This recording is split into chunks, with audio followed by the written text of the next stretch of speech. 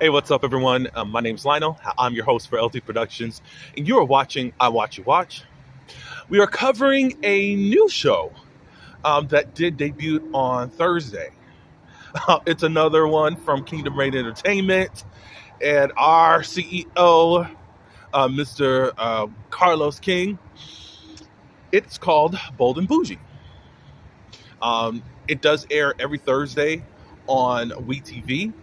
You can also check it out on the All Black streaming network on every Monday after the episode is aired, unless you got it on demand, But again, it's set in Atlanta.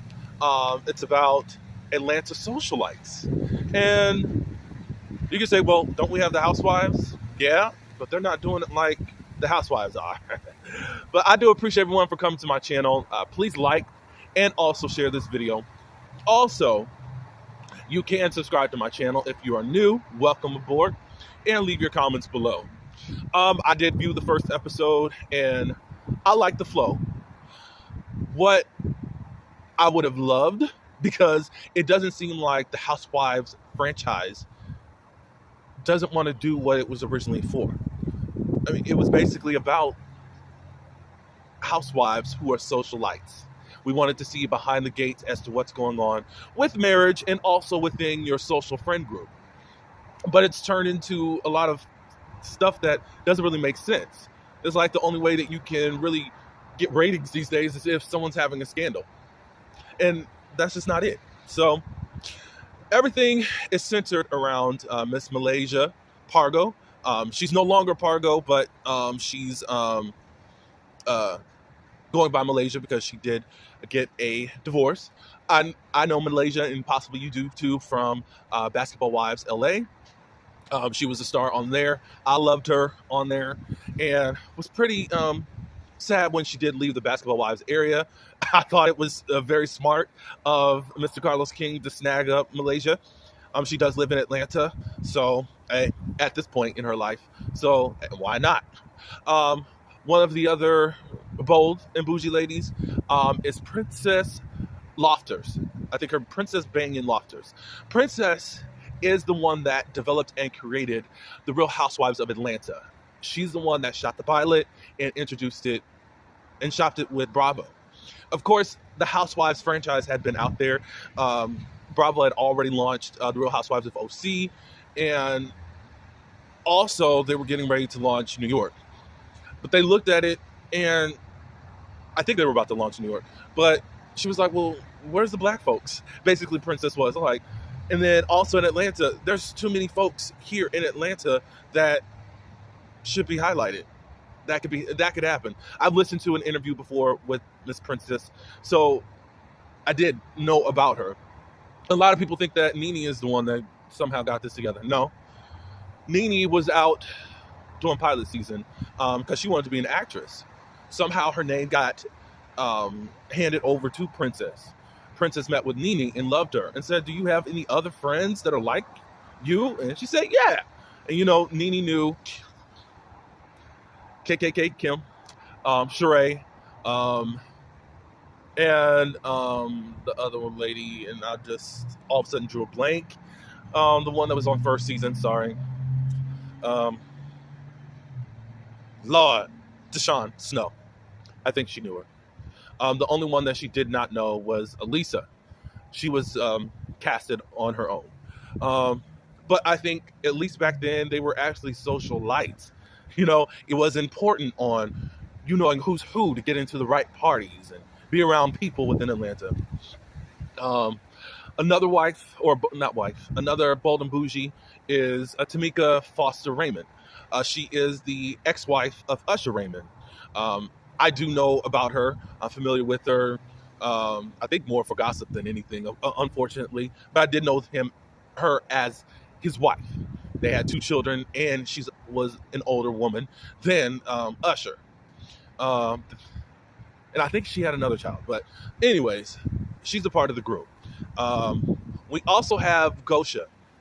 Gosha is only familiar to me for being on The Real Housewives of Atlanta, season 7. Do you remember Demetria? She was dating this guy named Roger Bob. Roger Bob is a big thing in Atlanta. I think he's like an executive producer of TV shows and things of that nature.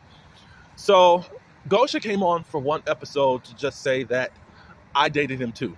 Basically, Demetria thought that she was the only one, but at some point where Demetria and Roger were having an off and on type of situation, she was dating Gosha, but the timelines are kind of confusing because it looks like Roger Bob was dating both of them at the same time.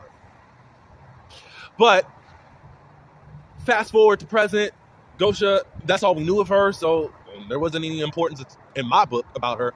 She's actually been a hairstylist. And then a lot of people within her circle said, you should really open up some restaurants. And that's what she has done. And I think that she's doing a good job as far as what she's even presented to us. She has 2 breakfast bars, a taco bar, and a food truck. And I think that that's pretty good. I'm interested in learning about her to see what it is. But of course, she must be a part of the social circuit in order for her to be in this lane. So I got Malaysia, Tamika, Princess, and Gosha. Malaysia, Tamika, Princess, and Gosha. The 5th one and final one is Crystal, I think it's Rogers. She is the ex-wife of Neo. Neo has been quite in the news at how he treats his women. And we know more about her possibly being a side chick during the time that she was when he was with Monyetta. We know Monyetta from, I think y'all do, I never watched the show, Atlanta Exes, where also Tamika Foster Raymond was on. And I think R. Kelly's ex-wife, Andrea, was on there too. So that's the social circle at this moment. So this first episode, Gosha is going around because she is introducing a grit. It's another breakfast line, but she's having a party where everyone is dressed in furs and bikinis. It's kind of making you think of Colorado being there, or Aspen, Colorado. So she's going around, she's talking with Crystal. I think she has some type of relationship with Crystal. Crystal is newly dating someone that we'll, I guess, just don't know. She's also a rapper. Crystal found, I guess she discovered that she liked rapping. Neo did laugh at her when she first presented that she wanted to be a rapper some time ago. But it turned out that she's been doing a good job at it. And I forgot the name, but it has something to do with Sparkle, as far as her rap name. Crystal also has her own businesses. She runs a Johnny Chicken and Waffles also. So that's pretty good to know concerning her. Tamika Foster is a stylist. And I was like, okay, because of what we see later on in the episode. Tamika is renovating a home. Right now, it looks like Aladdin lives there. That's how she put it as. But she wants to style it into an Italian villa. She's pretty tight with Princess. Princess has a personal storyline where she's really reconstructing her breast area. She's going to the doctors, and she brought Tamika along with her. What happened is that she went to go get a breast reduction, and when she woke up 48 hours later, she had no breast whatsoever. She named the condition, but it was somehow made her lose the fat, the natural fat and muscle tissue within that area. She's had 7 different types of surgeries in over the last 5 years. And as a woman, that's something that is pretty sacred and something that you actually want. It's made her self-conscious. She has surgery scars, that she was just feeling uncomfortable about. Tamika comes with her to the doctors, and she just feels like, oh, this is all vanity. What do you need with nipples and all that? It was, to me, very insensitive at how she was acting. And that's just not cool. It looks like Tamika speaks her mind, but it's like, all she really wanted you there is for support. And maybe you feel like this isn't right for you, whatever, but it's not your journey, and you still have breasts.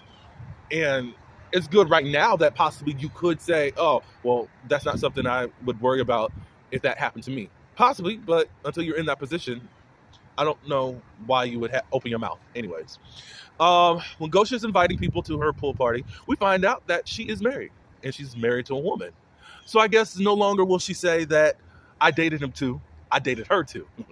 So her wife doesn't like being in the limelight. So let's keep it total here. Crystal is dating someone hush hush.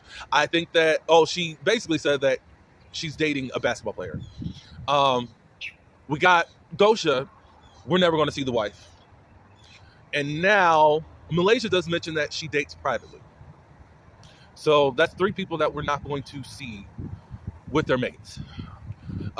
After Princess gets done with everything, she's trying to find something presentable to go to this launch party for Gosha. She's not wearing a bathing suit. She's not confident enough in that. So she's speaking with her husband, who is a dentist. Hello, married to medicine. And she's just letting him know just what's going on. It looks like he's very tender and loving and caring towards Princess, especially with the difficult time that she has had. And I can only respect him for that.